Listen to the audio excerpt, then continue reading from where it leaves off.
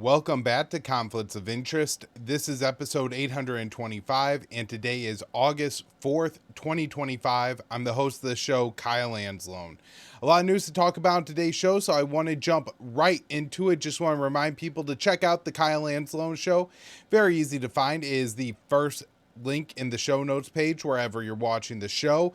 And today at 4:45 Eastern, I will be interviewing Michael Vallejos on the Ukraine war and the American military. I'm really looking forward to this conversation. I think it's going to be a fantastic episode.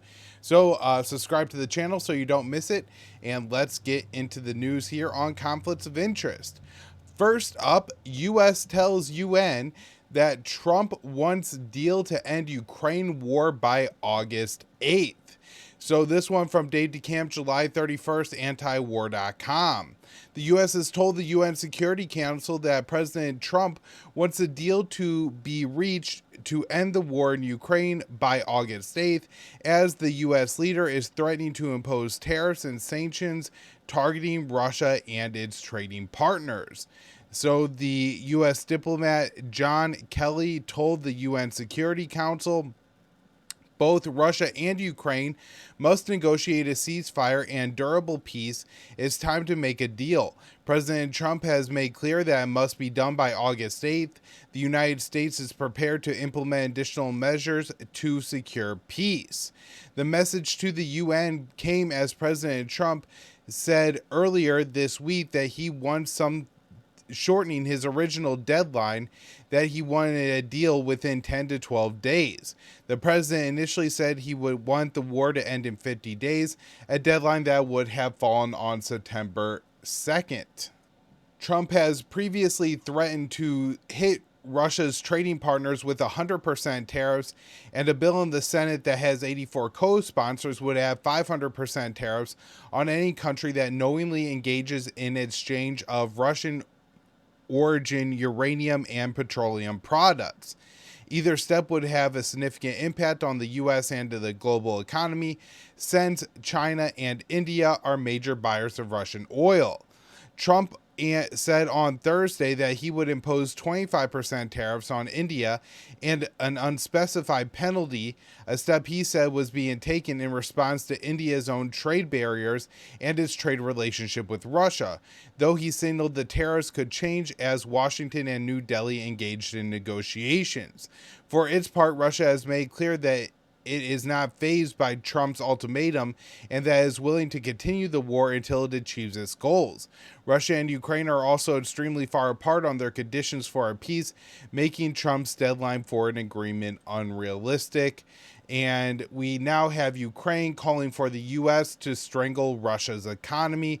This one from Dave DeCamp on August 3rd.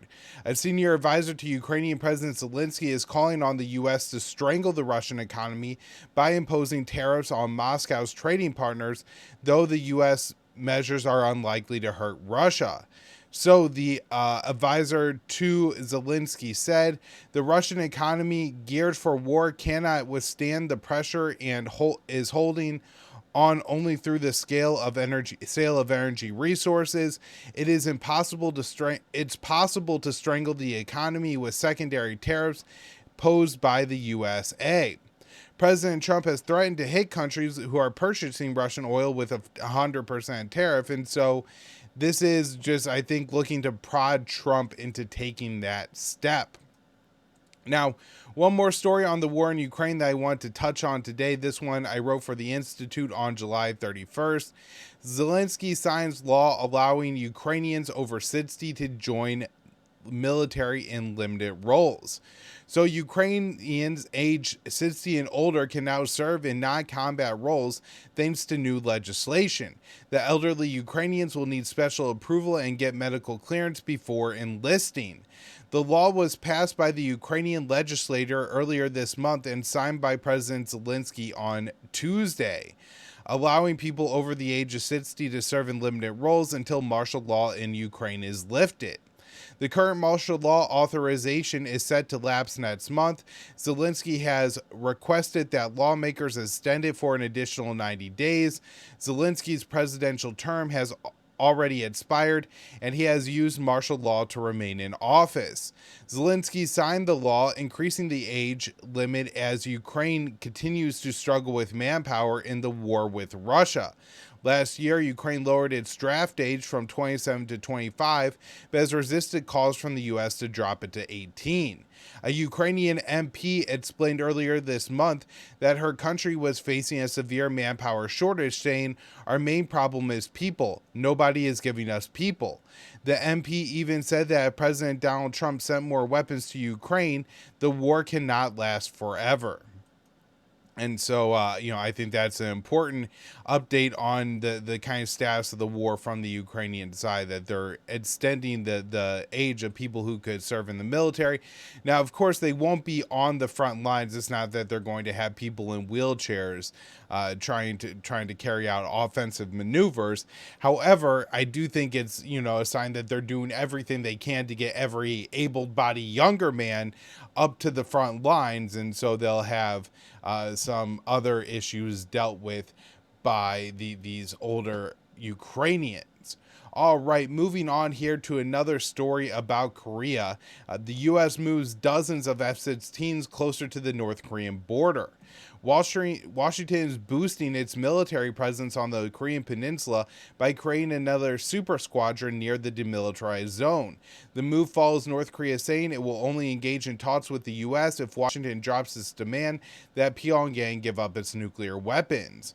The U.S. relocated 31 F-16s from the Kusan Air Base to the Osan Air Base. A statement from the Department of Defense said the goal is to consolidate air power and increase combat capability on the Korean peninsula. If you look at maps of where these two bases are located, this one is located 50 miles or so just due north of the first air base that they're moving from. The Pentagon says that this is the second super squadron in South Korea.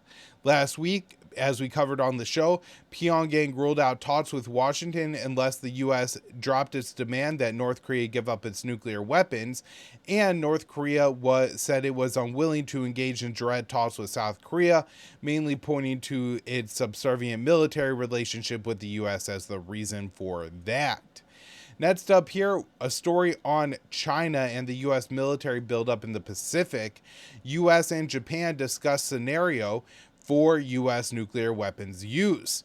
So the U.S. and Japan have been discussing a potential scenario in which the U.S. military would use nuclear weapons in the event of conflict in East Asia, which of course would be with China.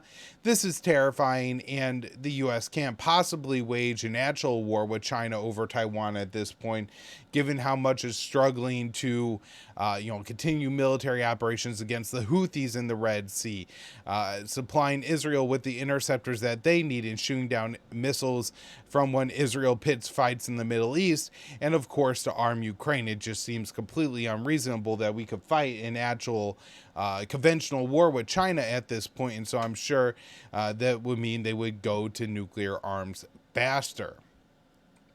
All right, this next story here from the Libertarian Institute on August 3rd.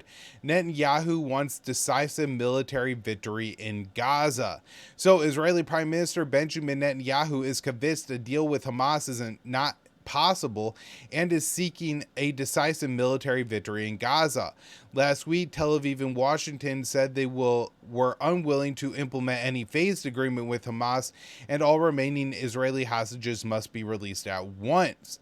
An Israeli official said Netanyahu is pushing for the release of hostages through decisive military action. They added that in Tel Aviv, there is an understanding is forming that Hamas is not interested in a deal. The report follows a senior official who said last week that Israel is only willing to make an agreement with Hamas if the group agrees to give up all remaining hostages. Hamas still holds 50 Israelis, about 20 of whom are believed to still be alive. The two previous ceasefires, which resulted in the release of over 100 Israeli captives, were phased deals where Hamas released small groups of hostages each week. Israeli efforts to free its hostages with military operations have largely turned deadly for the captives. Israeli forces have killed hostages, and members of Hamas have executed the captives to prevent the release. The White House adopted Tel Aviv's new position on negotiations. This is a statement from Witkoff. President Trump now believes that everyone ought to come home at once. No piecemeal deals. That doesn't work. Now we have to get all 20 live hostages at the same time. We think that we have to shift this negotiation to all or nothing, that everybody comes home. We think it's going to be successful, and we have a plan around it. Now, the problem with this is I don't think Hamas is going to go for this for a number of reasons. And while the Trump administration just says really bad lies all the time, this one seems particularly offensive to me, that they're going to say phase deals don't work when the only deals we've had were phase deals, and they were working until Israel broke those ceasefires. And so the deals work. Israel just doesn't want a permanent peace. Now, Witkoff, who is Trump's personal envoy, who we were just talking about, is met with Donald Trump amid stalled Gaza ceasefire talks. This Dave DeCamp from last week, July 31st. U.S. Middle East envoy Steve Witkoff met with Israeli Prime Minister Benjamin Netanyahu in Jerusalem on Thursday amid stalled Gaza ceasefire negotiations, as people are starving to death in the Palestinian territory due to the Israeli-backed siege. Neither side released a statement on the meeting, but two officials were expected to discuss the status of negotiations with Hamas. And then the next day, Steve Witkoff went to Gaza with Mike Huckabee. They looked at the GHF sites, which of course are death traps for the Palestinians, and said, all good, nothing to see here. Now, next up are two articles I wrote for JudgeNap.com. This first one on July 31st. Israel kills more than 70 aid seekers in a single day. Medical sources report that the IDF conducted 2 massacres of aid seekers on Wednesday, leaving 71 dead. At least 51 people were killed and more than 646 wounded by Israeli forces on Wednesday as they were headed towards the Zikram crossing point for aid trucks entering northern Gaza. Another 20 people seeking aid were killed near the so-called Morag crossing near Khan Yunis in southern Gaza, and that was reported by Al Jazeera. The U.S.-funded Gaza Humanitarian Foundation runs 4 aid sites in Gaza, located away from the population centers. The GHF is the only agency allowed by Israel to distribute food in the Strip. Palestinians have to travel long distance and cross IDF positions to reach the GHF sites. Retired Green Beret Tony Aguilar worked as a security contractor for the GHF in Gaza and has been intensely critical of the operation. He called for the GHF to shut down and for Israel to allow the international aid agencies to resume operations in Gaza. The GHF-run aid distribution has resulted in widespread starvation in Gaza. Over 150 people have died of malnutrition in the Strip. The Integrated Food Security Phase Classification, the IPC, a global hunger monitoring, issued an alert on Tuesday that the worst possible case scenario of famine is currently playing out in the Gaza Strip. So, just absolutely horrific, and it gets worse. At least 37 Palestinian aid seekers killed on Sunday. Israeli forces continue to murder a large number of Palestinian aid seekers daily. On Sunday, another 37 Palestinians were killed by the IDF while trying to reach aid distribution sites.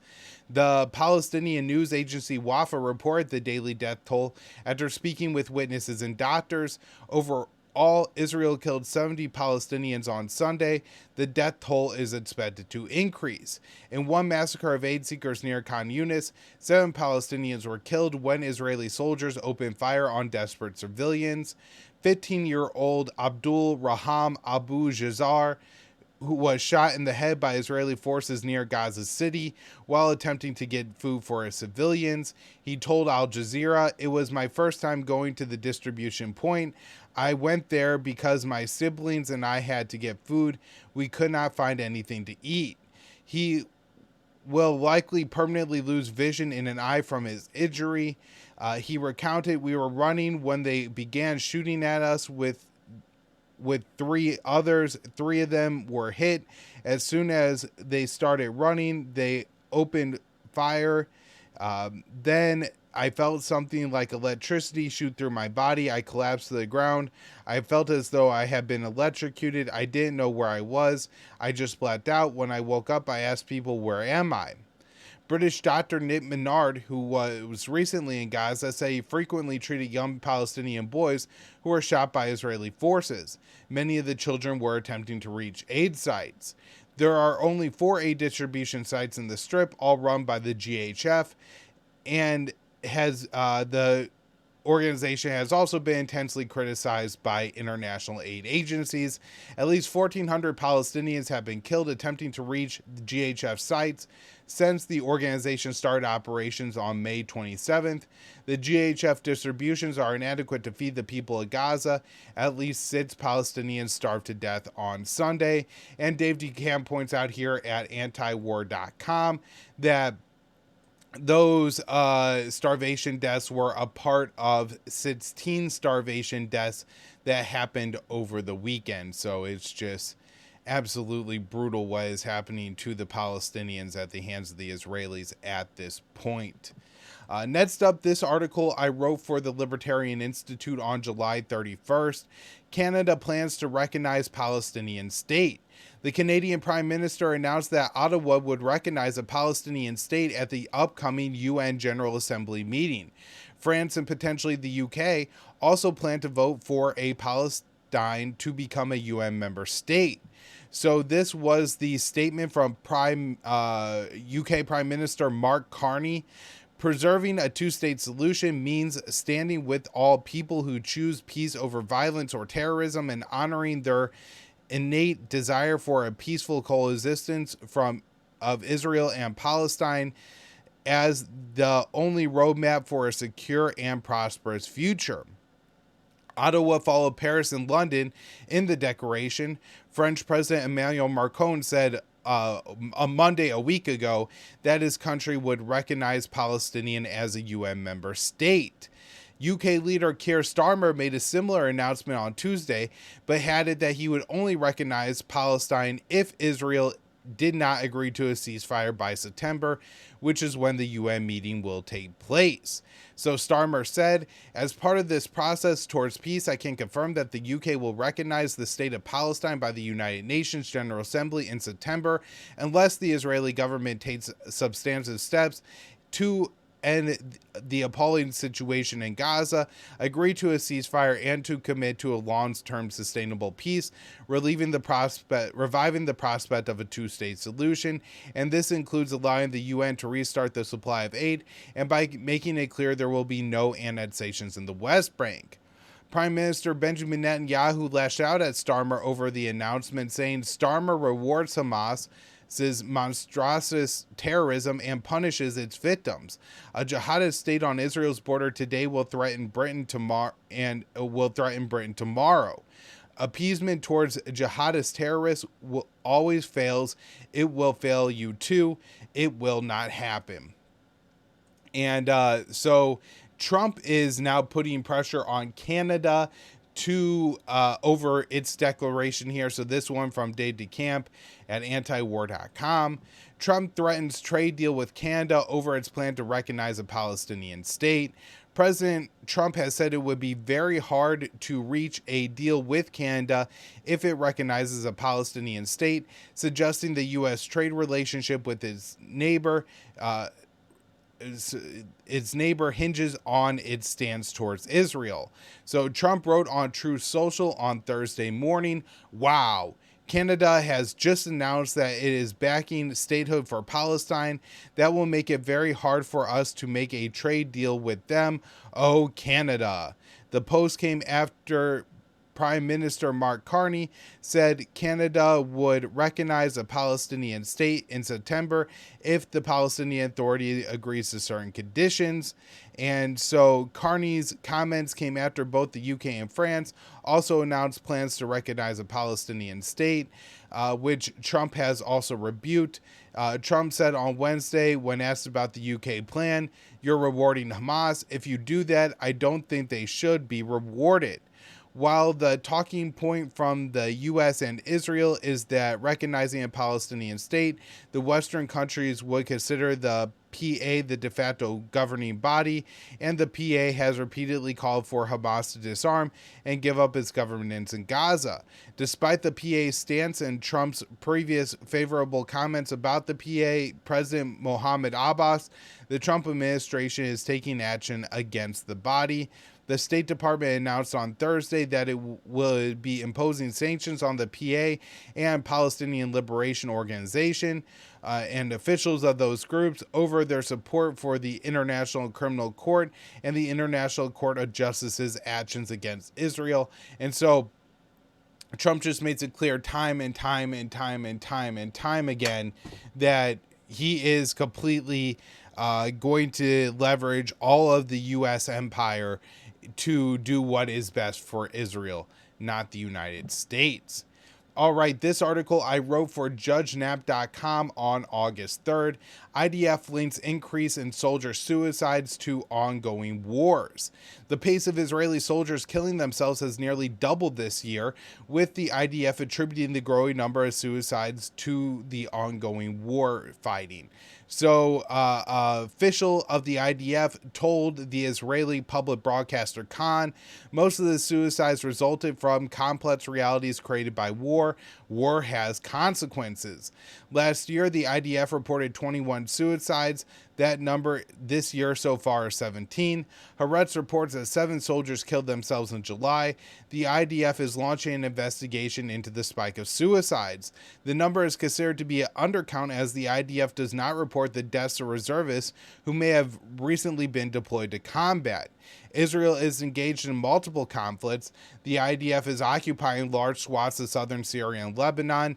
Tel Aviv has stepped up military raids in the West Bank. In June, Israeli Prime Minister Benjamin Netanyahu launched an unprovoked war against Iran, and the IDF is also bombing Yemen. But the IDF's largest operation by far is the ongoing genocide in Gaza. The Israeli operations in the Strip have stretched on for nearly 22 months, with 2 brief ceasefires. An Israeli soldier who committed suicide last month was deployed for over 300 days. And so I do think this is probably partly a sign of military fatigue on the side of the Israeli soldiers, and why the IDF has so far resisted Netanyahu's plans to step up military operations in Gaza and create the concentration camp, and want more limited operations against Hamas.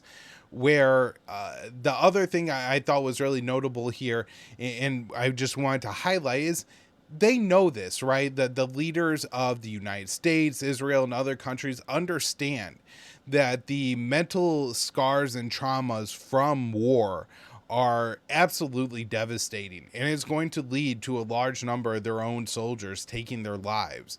And yet they move forward with these wars anyways. And it just goes to show that the wars are not about you. They're not about our country. They're not about honoring the past sacrifices of our military. These wars are about enriching and benefiting the elites of, the United States, Israel, and pretty much any other nation, including Russia. All right, so next up here, U.S. imposes sanctions on Iranian shipping network, further undercutting chances for diplomacy. The Trump administration on Wednesday announced a series of sanctions on Iranian shipping networks, making the prospect for diplomacy with Iran even less likely. The Treasury Department said the sanctions were targeting more than 50 individuals and entities, that it identified more than 50 ships involved in a network it says is run by the sons of Ali Sheikh Khamenei, an advisor to Iranian Supreme Leader Ayatollah Ali Khamenei, before launching its war on Iran on June 13th. Under the cover of U.S. negotiations with Iran, the senior advisor to the Ayatollah expressed support for a diplomatic deal with the U.S. that would have involved Tehran reducing its nuclear enrichment. Israeli airstrikes targeted the advisor to the Ayatollah, and he was initially reported to have been killed, but ended up surviving the attack with, it seems like, some pretty serious injuries. And so, these sanctions are just really seem like a further effort to undercut the chances of diplomacy between the U.S. and Iran. And now we have Iran laying out some conditions that certainly are not going to facilitate talks. The Iranian foreign minister says the U.S. must provide compensation before nuclear talks can resume. So Iran's foreign minister told the Financial Times that Iran wants compensation for the U.S. damaged infrastructure during the 12-day war and guarantees that it won't be attacked again before resuming nuclear negotiations. Now, both, I guess, are reasonable in the sense of fairness and justice. In the reality of the situation, they're never going to get compensation for their nuclear facilities that the U.S. destroyed. And so that it really is a part of their negotiating tactic at this point. I think it's almost killing talks, and maybe intentionally so. Asking not to be attacked again during negotiations seems completely reasonable on the Iranian side. The U.S. isn't going to agree to either of these conditions, and with the sanctions are making clear that they're not very interested in talks. So, last story up here today, Ansar Allah continues attacks on Israel. I wrote this one for JudgeNap.com on August 3rd. Ansar Allah conducted multiple attacks against Israel over the weekend. Tel Aviv says its air defenses repelled the missiles and drones fired from Yemen. On Sunday, the IDF reported intercepting a drone over southern Israel. The UAE caused Tel Aviv to sound the air raid alarm near the Egyptian border. Ansar Allah, the group that has ruled most of Yemen since 2015, said it launched 3 drones at Israel. Ansar Allah, also known as the Houthis, have launched scores of missile and drone at Israel and blockaded Israeli-linked shipping in the Red Sea in an effort to force Tel Aviv to end its onslaught in Gaza. Last week, Ansar Allah announced it was expanding its blockade of Israeli-linked shipping. A spokesman for the group explained, this phase includes targeting all ships belonging to any company that deals with the ports of the Israeli enemy, regardless of the nationality of that company, and in any location within the reach of our armed forces. The Yemeni blockade is causing the Israeli Red Sea port to lose $1 million every month. The head of the port warned that the facility may soon have to shut down. Sunday's drones followed Houthi firing 2 missiles at Israel on Friday. Since Tel Aviv broke the ceasefire in Gaza in March, during a period where the Ansar Allah also observed a ceasefire, the IDF reports that the Houthis have fired 67 missiles and at least 18 drones at Israel. Israel responded by bombing Yemen, including hitting civilian targets such as the Port of Hodeidah. All right, everyone, that will do for the show today. Thank you all so much for tuning in. And of course, check out the Kyle Anzalone show. We will be back with another episode later today, 4:45 Eastern. The great Michael Vallejos will be joining us. Thanks, everyone.